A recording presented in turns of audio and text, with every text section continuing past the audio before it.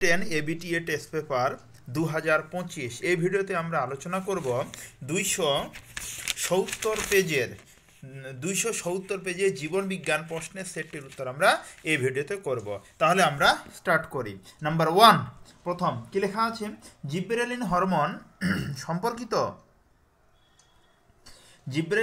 সম্পর্কিত প্রদত্ত তথ্যগুলি থেকে সঠিক তথ্যটি নির্বাচন করো। তাহলে প্রথমটার উত্তর হবে অপশন বি। এবার নাম্বার 2 এর উত্তর হবে অপশন সি। নাম্বার 3 এর উত্তর তোমরা লিখবে সি। নাম্বার 4 এর উত্তর হবে অপশন এ। এবার আমরা 5 এর উত্তর হবে অপশন বি। নাম্বার 6 এর উত্তর হবে অপশন সি। নাম্বার 7 এর উত্তর লিখবে তোমরা সবাই অপশন এ। নাম্বার 8 এর উত্তর হবে অপশন ডি।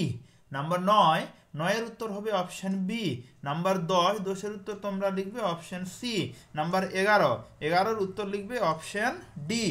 নাম্বার 12 এর উত্তর অপশন ডি। নাম্বার 13 এর উত্তর লিখবে তোমরা সবাই অপশন বি। নাম্বার 14 এর উত্তর লিখবে অপশন ডি। নাম্বার 15 উত্তর লিখবে অপশন বি। ক্লিয়ার? এবার আমরা 2 এর 1 নাম্বার প্রশ্নের উত্তর করব। তাহলে 2 এর 1, ফটোনেস্টিক ও ফটোট্যাকটিক উভয় ক্ষেত্রে বাহ্যিক উদ্দীপক হলো ড্যাশ, অ্যান্সার হবে আলো। তাহলে ডাইরেক্ট আমি উত্তরগুলো বলছি। তাহলে 2 এর 1 এর উত্তর তোমরা সবাই লিখবে শূন্য স্থানে আলো। 2 এর 2 প্রতিসরণ পথ। ক্লিয়ার? 2 এর 3 মাইটোসিস উত্তর হবে। 2 এর 4 272 পেজে আছে, কিন্তু তোমরা বইটা বের করো তাহলে বুঝতে পারবে। 2 এর 5 হবে পরিবর্তিত।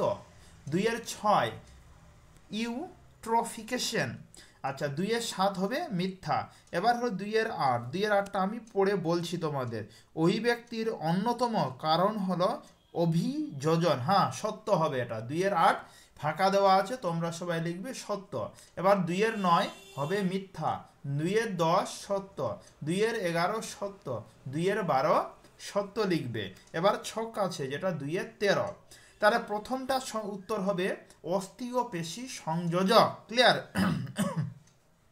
2 এর 14 উত্তর হবে চোখের অভ্যন্তর। আচ্ছা, 2 এর 15 হবে প্যারামেসিয়াম। আচ্ছা, 2 এর 16 হবে ক্রোমাটিড। 2 এর 17 হবে প্রোটিনেড। ক্লিয়ার? প্রোটিনেড। আচ্ছা, 2 এর 18 হবে ইওহিপ্পাস। 2 এর 19 ক্যামোনাস্টিক।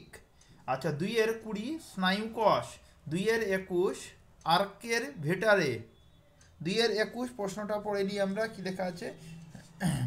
নিচের প্রথম শব্দ জোটটি সম্পর্ক বুঝে দ্বিতীয় শব্দ জোটটি শূন্য স্থানে উপযুক্ত শব্দ বসা। গুরু মস্তিষ্ক, কর্পাস কেরা, লঘু মস্তিষ্ক, এটা হবে আর্ক ভেটার। আচ্ছা, 2 এর 22। 2 এর 22 এর উত্তর হবে মাংসপেশি। মাংসশায়ী প্রাণী উপভোক্তা। 2 এর 23 বিভিন্ন ধরনের সংকেত। 2 এর 24 উত্তর হবে জীবের সচেষ্টা। 2 এর 25 পটাশিয়াম পার ম্যাঙ্গানেট হাইড্রোজেন পার অক্সাইড। আচ্ছা, 2 এর 26 অ্যান্সার হবে ফেসিয়াল স্নায়ু। 2 এর 26 কি বললাম? ফেসিয়াল স্নায়ু। দেখো একটি অন্তঃবাহী স্নায়ুর নাম লেখো, অ্যান্সার ফেসিয়াল স্নায়ু। এবার আমরা 3 এর বিভাগ গ 3 এর 1 নম্বর প্রশ্নের সমাধান করব। 3 এর 1 কি লেখা আছে? প্রতিবর্ত পথের উপাদানগুলি কি কি? অ্যান্সার প্রতিবর্ত পথের উপাদানগুলি নাম্বার 1 চেতনা ও ধারণা বলে আলোচিত করা হয়েছে। নাম্বার 2 নেতৃত্ব ও প্রভাব হয়ে গেল দুটায়। এবার আমরা 3 এর 2 নাম্বার। 3 এর 2 প্রাত্যহিক জীবনে উপযোজনের দুটি গুরুত্ব লেখো। অ্যান্সার প্রাত্যহিক জীবনে উপযোজনের গুরুত্ব। নাম্বার 1 পরিবর্তনের সঙ্গে মানিয়ে চলা। আমাদের প্রতিদিনের পরিবেশ এবং পরিস্থিতির দ্রুত পরিবর্তন ঘটে। আবহাওয়া, প্রযুক্তি, সামাজিক অবস্থা, জীবনের সমস্যা সবই পরিবর্তিত হতে পারে। নাম্বার হলো 2 দক্ষতা বৃদ্ধি। উপযোজনের মাধ্যমে আমরা নতুন পরিস্থিতি অনুযায়ী নিজেদের দক্ষতা বাড়াতে পারি। আমরা 3 নাম্বার প্রশ্নের সমাধান করব। কি লেখা আছে? বয়সন্ধি দশায় শুক্রাশয় ডিম্বাশয়ের উপর জিটিএইচ এর প্রভাব লেখো। দেখো জিটিএইচ এর প্রভাব প্রথমে আমরা শুক্রাশয়ের মধ্যে লিখব। এফএসএইচ শুক্রাশয়ে স্পার্মটোজেনেসিস প্রক্রিয়াকে উপস্থাপিত করে। আচ্ছা, ডিম্বাশয়। এফএস ডিম্বাশয়ের ফলিকলগুলির বিকাশে সাহায্য করে। এবার আমরা 3-5 নম্বর প্রশ্নের সমাধান করব। 3-5 প্রশ্ন লেখা আছে, নিউরোগ্লিয়া স্নায়বিক উদ্দীপনা পরিবহন না করলেও স্নায়ুতন্ত্রে গঠন পর্যায়ে রাখতে অপরিহার্য বক্তব্যের যথার্থতা বিচার করো। দেখো অ্যান্সার 3-5, নিউরোগ্লিয়া বা গ্লিয়া কোষ স্নায়ুতন্ত্রের একটি গুরুত্বপূর্ণ উপাদান, যা সরাসরি স্নায়বিক উদ্দীপনা পরিবহন করে না, তবে এটি স্নায়ুতন্ত্রের কার্যকারিতা এবং গঠনকে সমর্থন করার জন্য অত্যন্ত অপরিহার্য ভূমিকা পালন করে। ইউরোগ্লিয়া কোষের অনুপস্থিতিতে স্নায়ুকোষ ঠিকভাবে কাজ করতে সক্ষম নয়। এবার আমরা 6 নাম্বার করব। 6 নাম্বার প্রশ্ন কি লেখা আছে, ইউক্রোমাটিন ও হেটারোক্রোমাটিনের মধ্যে নিম্নলিখিত দুইটি বিষয়ে পার্থক্য, কুণ্ডলী এবং সক্রিয়তা। তাহলে পার্থক্য প্রথমে আমরা কুণ্ডলী নিয়ে লিখব। তাহলে ইউক্রোমাটিন এক প্রকার মুক্ত কুণ্ডলী গঠন করে, আবার হেটারোক্রোমাটিন শক্ত কুণ্ডলী গঠন করে। এবার সক্রিয়তা, ইউক্রোমাটিন অত্যন্ত কম ঘন কুণ্ডলীকৃত, আর হেটারোক্রোমাটিন নিউক্লিয়াসে গড় রং ধারণ করে। এবার আমরা 3-7 নাম্বার প্রশ্নের সমাধান করব। 3-7 লেখা আছে, উদ্ভিদ ও প্রাণীকোষ বিভাজনে মাইক্রোটিউবিউল ও সেন্ট্রোজোমের ভূমিকা বিবৃত করো।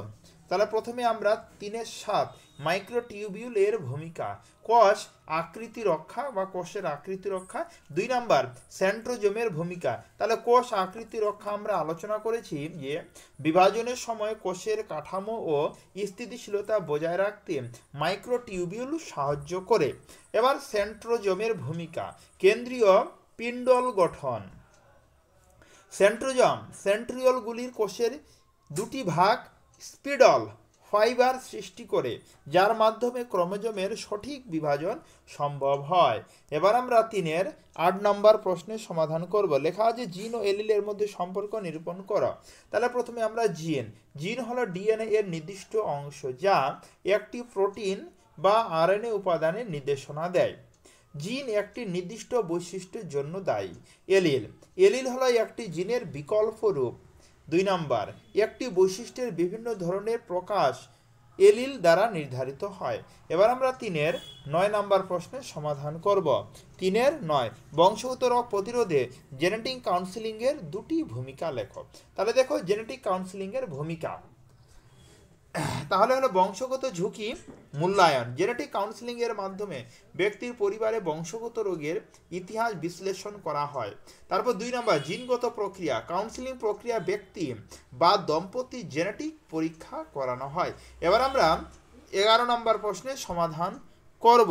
11 নম্বর প্রশ্ন লেখা আছে যে কোয়াসার্ভেটকে কোষের অগ্রদূত বলা হয় কেন? অ্যান্সার, কোয়াসার্ভেট হলো জৈব অণুর মাইক্রোডেন্ট, যা প্রোটিন, লিপিড ও পলিস্যাকারাইডের মতো যৌগ পদার্থের সমন্বয়ে গঠিত। এই প্রাণীর উৎপত্তি বিষয়ক তত্ত্বের একটি গুরুত্বপূর্ণ ধারণা, যা দেখায় কিভাবে অজৈব পদার্থ থেকে জৈবিক কোষের মতো গঠন তৈরি হতে পারে। এবার আমরা 3-10 নাম্বার, দেখো এখানে 10 আর 11 একটু উলট পালট হয়ে গেছে। এবার আমরা 10 নাম্বার করব। 10 নাম্বার প্রশ্ন দেখা আছে, একটি ক্রোশের দ্বারা দেখাও যে এক্স ক্রোমোজোম বাহিত রোগগুলির দ্বারা পুরুষের অধিক আক্রান্ত হওয়ার সম্ভাবনা থাকে। অ্যান্সার, এক্স ক্রোমোজোম বাহিত রোগগুলি সাধারণত এক্স লিঙ্কেড রেসেসিভ বৈশিষ্ট্যের মাধ্যমে উত্তরাধিকারী সূত্রে প্রাপ্ত হয়। যেহেতু হলো পুরুষদের একটি মাত্র এক্স ক্রোমোজোম থাকে, যদি তাদের এক্স ক্রোমোজোমে একটি রগ যুক্ত জিন থাকে তবে তাদের মধ্যে রগটি প্রকাশ পায়। অন্যদিকে নারীদের দুটি এক্স ক্রোমোজোম থাকে, যদি একটিতে রগমুক্ত জিন থাকে তবে অন্যটি সঠিক জিন দিয়ে ক্ষতিপূরণ করতে পারে এবং রগটি সাধারণত প্রকাশ পায় না। এবার আমরা 12 নম্বর প্রশ্নের সমাধান করব। 3-এর কত বললাম? 3-এর হলো 12 নম্বর। 3-এর 12 নম্বর প্রশ্ন লেখা আছে, অর্জিত বৈশিষ্ট্যের উত্তরাধিকার সূত্র ব্যাখ্যা করো। তাহলে দেখো অর্জিত বৈশিষ্ট্যের বলতে এমন বৈশিষ্ট্যকে বোঝায় যা জীবনদশায় ব্যক্তির অভিজ্ঞতা, ব্যবহার, পরিবেশ বা জীবনযাপনের মাধ্যমে অর্জিত হয়। এই বৈশিষ্ট্যগুলি জিনগতভাবে উত্তরাধিকার সূত্রে প্রাপ্ত নয় এবং পরবর্তী প্রজন্মে স্থানান্তরিত হয় না। এবার আমরা 13 নম্বর প্রশ্নের সমাধান করব। লেখা আছে ক্যাকটাসের দেহে দুইটি অঙ্গ সংস্থানগত অভিযোজন লেখো। তাহলে দেখো 3-13 ক্যাকটাসের দেহের অঙ্গ সংস্থানের অভিযোজন নাম্বার 1 পত্র ফলকে রূপান্তরিত কাঁটায় মানে পাতা কাঁটায় পরিণত হয় আর ডাটার রূপান্তর। ক্লিয়ার?